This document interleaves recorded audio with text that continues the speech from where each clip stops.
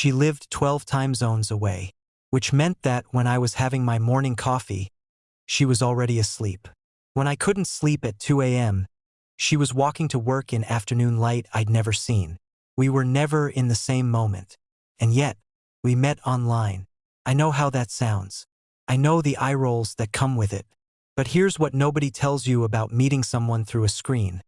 Sometimes the distance strips everything away. No restaurants to fill the silence. No body language to misread. Just words. Just who you actually are at 11 o'clock at night when you're tired and your defenses are down. She wrote to me first. About a book. A sentence she disagreed with. She wanted an argument, I think. What she got was me. Agreeing with her completely, which clearly surprised her enough to write back. That was 3 years ago. The first year was letters. Voice messages. A phone call every Sunday that started at 1 hour and ended at 4. I learned the sound of her thinking. The pause before she said something real. The way she laughed at her own jokes before she finished telling them. I fell in love with a voice. With a rhythm. With someone I had never touched. The second year was harder. Because you can only say I wish you were here so many times before the wish starts to weigh more than the warmth. Before the distance stops being romantic and starts being just distance. Cold. Factual. 11,000 kilometers that no amount of feeling could cross. We had the conversation twice. The one that starts with maybe we should and ends with silence. Both times we didn't finish it. Both times we chose the harder thing. She flew to me in November.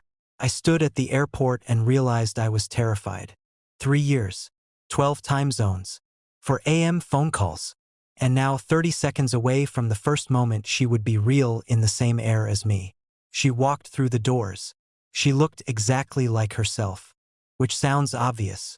But after 3 years of a voice and a face on a screen, seeing her just exist in 3 dimensions in November airport light, I couldn't speak for a moment. She looked at me and said, "You're taller than I thought." I laughed. I couldn't stop laughing.